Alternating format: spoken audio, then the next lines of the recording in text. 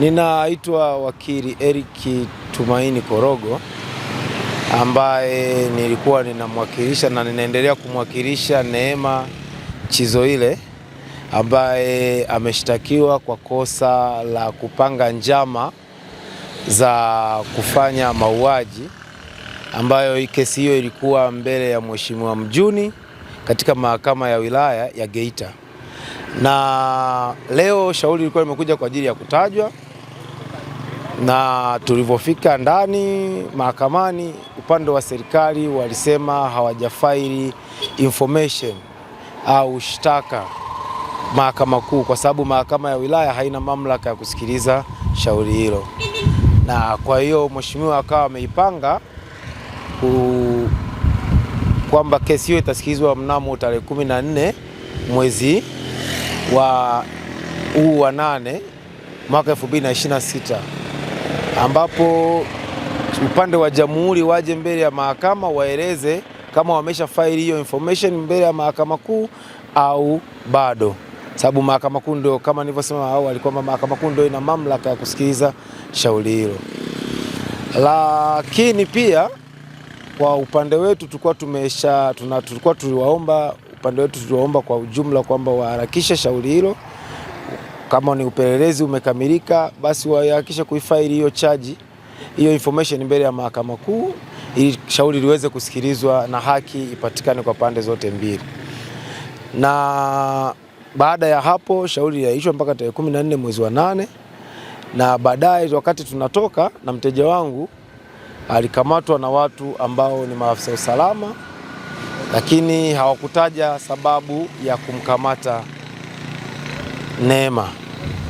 Kwa hiyo mpaka sasa hivi tupo wa viongozi wanafuatilia, na sisi pia tunaenda kufuatilia polisi tujue anashtakiwa kwa kosa gani na amekamatwa kwa kosa gani.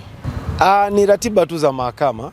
Kesi inaweza ikawa imepangwa kusikilizwa saa 6, kutajwa saa 6, lakini kutokana na muda wa mahakama ikawa imeonelea kwamba kwa sababu mawakili wa pande zote walikuwa wamefika, pande wa jamhuri walikuwepo na sisi tulikuwepo, kwa hiyo tukawa tumesema kwamba mahakama ikasema kwamba shauri liitwe tu, na yeye uzuri mtuhumiwa alikuwa ameshafika mbele ya mahakama, kwa hiyo tukaona ni sahihi kusikilizwa tu kwa muda huo na kuitolea. Swala la muda alikuwa na shida sana kwa upande wetu.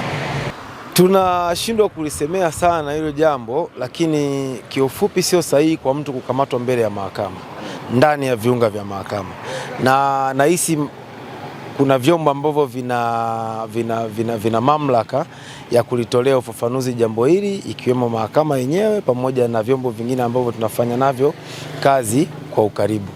Leo ni tarehe 10 ya mwezi wa 8, siku ya Jumatatu. Tumekuja kufuatilia shauri la Neema Steven Chizoile, mwenyekiti wa jimbo la Geita vijijini. Alisomewa shtaka la kutishia kuua polisi. Kesi katajwa tarehe ya leo. Tulisomwa muda wa saa 6 itasikilizwa. Tumekuja hapa tukijua ni saa 6. Muda mchache tukapewa taarifa kesi hiyo imeitwa asubuhi muda wa saa 3. Tukakimbia kuja hapa, bado tuko foleni ya kuingia mahakamani. Tukapewa taarifa Neema Steven Chizoile kakamatwa na jeshi la polisi. Sasa tukapatwa na taharuki ambayo ilitustua sana. Hatukujua amepelekwa wapi na amekamatwa kwa nini. Tukaanza kufuatilia vituo vya polisi, tukaenda kwa RPC kamanda wa mkoa kwenye ofisi yake, akasema Neema yuko mahakamani.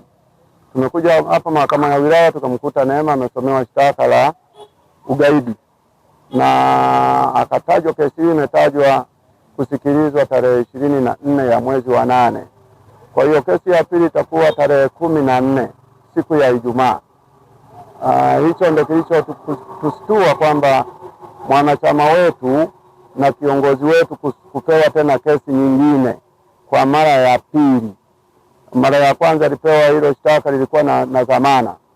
Hii kesi aliyopewa haina mdhamana na atapelekwa mahakamani, na hapa tupo tumesubiri kumpelekea mahitaji yake, alau aende gerezani akiwa amekula. Kwa hiyo yumo mahabusu ya mahakama akisubiri kupelekwa gerezani. Tangazo kutoka katika mkoa wa Geita kwa niaba ya wanachama na mimi mwenyekiti wa mkoa, wanachadema wote wahudhurie tarehe 14 na 24 na kuwa kwenda kumjulia hali yake na kumpelekea mahitaji gerezani mwanachama mwenzetu na kiongozi wetu.